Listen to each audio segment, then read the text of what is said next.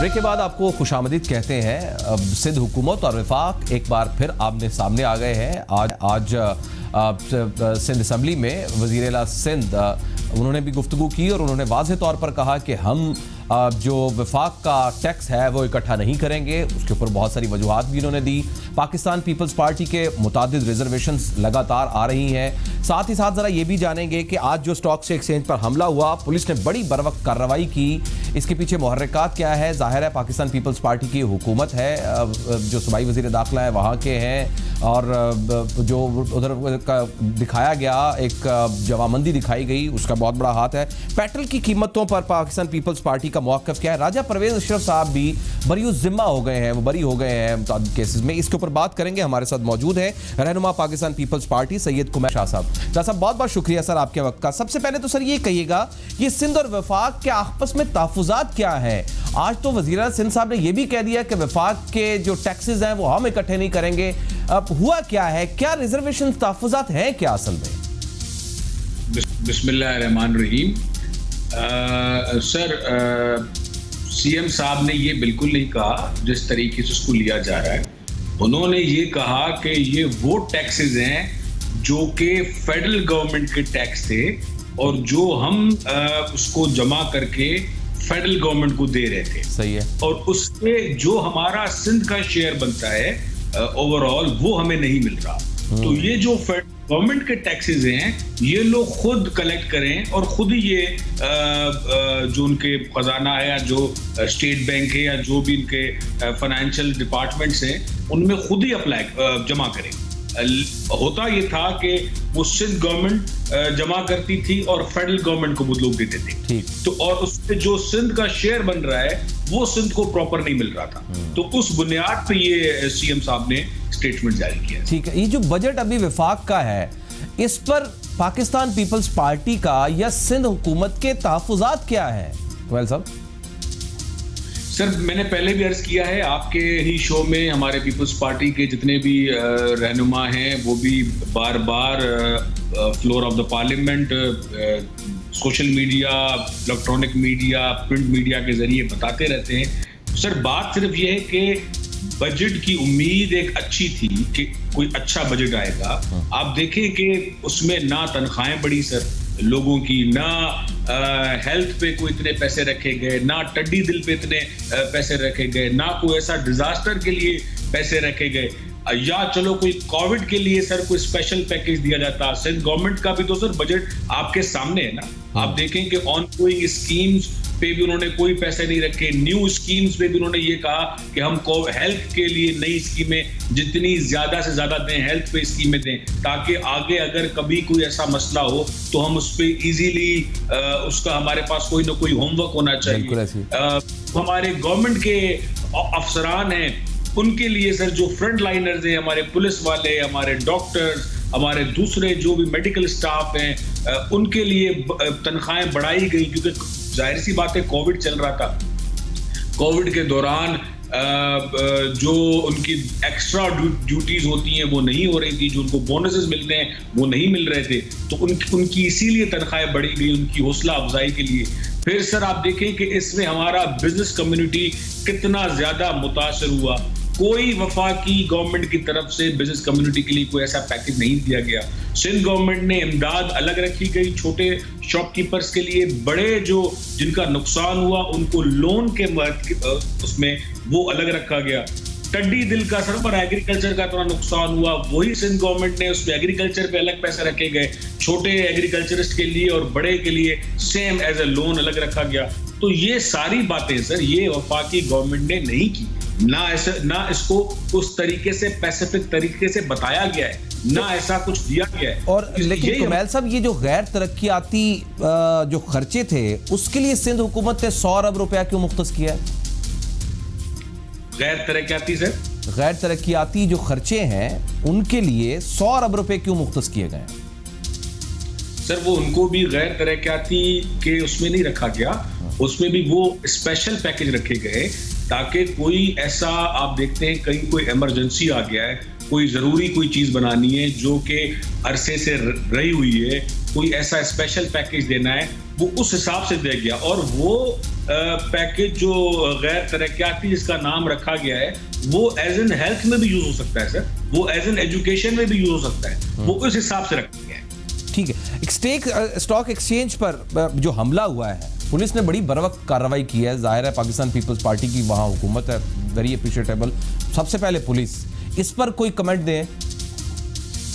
Sir हमारी force है RRF force, Sindh government की है, पाकिस्तान पीपल्स पार्टी के ही उसमें बनाई गई थी। जी सर, सिंध गवर्नमेंट में बनाई गई थी और उन्होंने बड़ी ही बर वक्त कार्रवाई की। उनको खराज तहसीन पेश करते हैं। रफीक सुमरो नाम है एक जवान का, और उनसे भी हम बड़े ही एक इजहार यकजहती करते हैं जो जिनके वर्षा शहीद हुए हैं और जो हमारे सब इंस्पेक्टर शहीद हुए हैं, और उनको भी खराज तहसीन पेश करेंगे सर। जो हमारे सिक्योरिटी गार्ड थे स्टॉक एक्सचेंज की, बिल्कुल उन्होंने भी बड़ा ही हौसला दिखाया है और एक बड़ी कार्रवाई जो कि पाकिस्तान को, सिंध को, कराची को स्पेशली इफेक्ट करती, तो वो उसको रोका गया। और उसको इसमें कोई शक नहीं। अच्छा, ये जो पेट्रोल की कीमतें बढ़ी हैं, ये 25 रुपए बढ़ाया गया है, इस पर पाकिस्तान पीपल्स पार्टी का क्या मौक़िफ़ है? सर इस पे पाकिस्तान पीपल्स पार्टी का वही मौक़िफ़ है जो कि अवाम का मौक़िफ़ है। आप देखें, जब पेट्रोल सस्ता हो रहा है तो बाजार में मिल नहीं रहा, उसको जमा किया जाए, और फिर जब उसकी वैल्यूएशन बढ़ाई दी जा रही है, तब वो इजीली हर जगह पे मोया है। गवर्नमेंट की रिट कहाँ है? या तो हम तो ये समझें कि ये गवर्नमेंट की अपनी एक फॉर्मूला है, एक पॉलिसी है कि सस्ते दामों में पेट्रोल खरीद के और उस वक्त आवाम को दो नहीं, पब्लिक को मिलना नहीं चाहिए, और जैसे ही रेट हाई हो तो वो सबको कर दें। तो जिन कार्टेल्स के खिलाफ हमारे प्राइम मिनिस्टर बातें करते थे, जिन बड़े बड़े माफियाज के खिलाफ बातें करते थे, वो तो कुछ भी नहीं हो रहा सर। उस पर तो कोई अमल नहीं हो रहा। जो अगर कोई माफिया इनका निकल रहा है, वो लंदन चले जाते हैं, और जो दूसरे माफिया हैं उनको वजारत या पोर्टफोलियो चेंज करके दूसरा पोर्टफोलियो मिल जाता है। नहीं, लेकिन इसमें मुझे ये समझाया कि ये जो पेट्रोल की कीमतें बढ़ी हैं, ये मजबूरी क्यों बनी है हुकूमत की? ये रुक नहीं सकती थी? इस पे बड़ा ही देखें, आप वर्ल्ड ऑर्डर पे देखें, अगर ये फेडरल गवर्नमेंट को टैक्स लगाना होता जो खजाने में जाता, तो ये जो इन्होंने पेट्रोल की 25 रुपए रकम बढ़ाई है, वो जो रकम है वो टैक्स के सूरत में नहीं बढ़ाई, वो उन्होंने डायरेक्ट पेट्रोल के सूरत में बढ़ाई गई है, जो पेट्रोल की एक्चुअल प्राइस है उसमें। और जो दूसरे कंट्रीज में अगर पेट्रोल की वैल्यूएशन बढ़ी है तो उसपे गवर्नमेंट के टैक्सेस रखे गए कि वो जो अगर कोई कहीं 10 रुपए बढ़ रहे हैं, 5 रुपए बढ़ रहे हैं, तो वो एज एन टैक्स काउंटेड होंगे टू द गवर्नमेंट्स। और यहाँ पे ये हुआ है कि the taxes remain same, and जो आपका कॉस्ट है 9 रुपए समथिंग, इट्स ऑल वो भी सेम है, बट जो आपके 25 रुपए बढ़ाए गए हैं वो ना टैक्स में आ रहे हैं ना उसमें आ रहे हैं, वो डायरेक्ट जो कंपनी है या जो बड़े बड़े माफियाज हैं, जो कार्टेल्स हैं, वो डायरेक्ट ले रहे हैं। ना गवर्नमेंट को फायदा हो रहा है सर, ना ही जो हमारी पब्लिक है, अवाम है, उसको फायदा हुआ है। अच्छा, इसमें मुझे मैं ट्वीट पढ़ रहा था इमरान खान साहब का, वो कहते हैं shame on government for the increase of this petrol price. वो अपनी गवर्नमेंट को शेम ऑन कह रहे हैं। अच्छा, मैंने इस तरह का प्रेसिडेंट कभी नहीं देखा है कि कोई प्राइम मिनिस्टर अपनी गवर्नमेंट को ही ये बात कर रहा हो। ना तो मैंने कभी पीपल्स पार्टी की गवर्नमेंट में सुना, ना मैंने कभी नून लीग की गवर्नमेंट में सुना, ना मैंने मुशर्रफ की गवर्नमेंट में सुना। पहली बार ये हो रहा है। अच्छा, वो खुद भी इस बात को मान रहे हैं, इस पर तो कमेंट करें, ये क्या मामला है कि वो कर रहे हैं क्या? यानी कि इमरान खान साहब के इख्तियार में नहीं था, उनको पता नहीं था कि ये चीज़ें बढ़ानी है, ये इसकी ज़रूरत है, ये मजबूरी है, या उन्होंने वाकई वजारत को इंडिपेंडेंस दे रखी है कि ठीक है आपको जो मुनासिब लगता है वो करें? सर ये पता नहीं किस वक्त ट्वीट किया था उन्होंने। ये कल का है, मैं आपको बता रहा हूँ, मैं ऑन रिकॉर्ड बता रहा हूँ आपको। आप हंस रहे हैं, आई एम नॉट किडिंग। नहीं, मैंने कहा सर टाइम पता नहीं कौन सा था। अच्छा चलो छोड़े। राजा परवेज अरशद साहब बरी हो गए। जी सर, इस पर क्या कमेंट है? इस पे आप इनको शेम कहें, इनको शेम कहना चाहिए। इमरान खान को, अपने मिनिस्टर्स को, अपने आप को शेम करना चाहिए।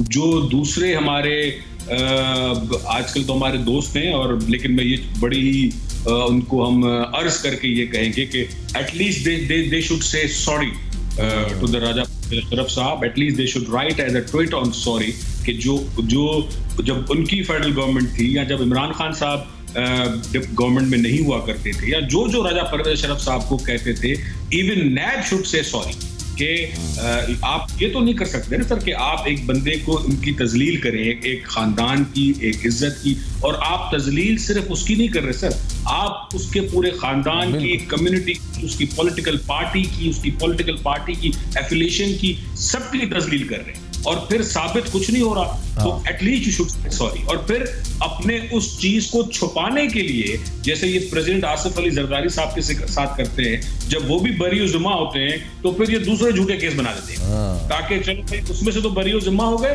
लेकिन अब ये जो केसेस हैं ये आसिफ साहब और हमारे जो पब्लिक है, हमारे दोस्त ने, हमारे जो भाई हैं, उन सबको ये सोशल मीडिया के जरिए, मीडिया के थ्रू उनके दिमाग में डाला जाता है कि अगर केस बना है तो ये बंदा इस पे जरूर इन्वॉल्व होगा, ये इन्वॉल्व है। बड़ा पॉइंट है सर। मैं चाहूंगा किस दिन आपने मुझे विवेक कर दिया है कि भाई वो लोग जो अपने केसेस से बरी जिम्मा होते हैं, क्या उनके जो साल ज़ाया हुआ है उसके ऊपर मुअज़्ज़ज़ अदालतें या जो डिपार्टमेंट उसकी इंक्वायरी कर रहा है, और जब वो बरी ज़िम्मा हो जाता है तो क्या उसका सॉरी नहीं बनता? बहुत बहुत शुक्रिया कमाल साहब, शाह साहब बहुत बहुत शुक्रिया, हमेशा हमारे लिए वक्त निकालते हैं और समझाते हैं हमें, बहुत शुक्रिया। एक ब्रेक लेते हैं नाज़रीन, और ब्रेक के बाद ये जो पायलट्स के जाली लाइसेंसेस का मामला है, ये इसकी तो गूंज पूरी दुनिया में बजना शुरू हो गई है और इसके तो इफेक्ट्स भी आना शुरू हो गए हैं। और जो पाकिस्तानी पायलट्स मुख्तलिफ कंट्रीज में सर्व कर रहे थे, मुख्तलिफ एयरलाइंस में, उनको ग्राउंड कर दिया गया है। तो बहुत सीरियस मैटर हो गया। इसकी बात करते हैं एक ब्रेक के बाद।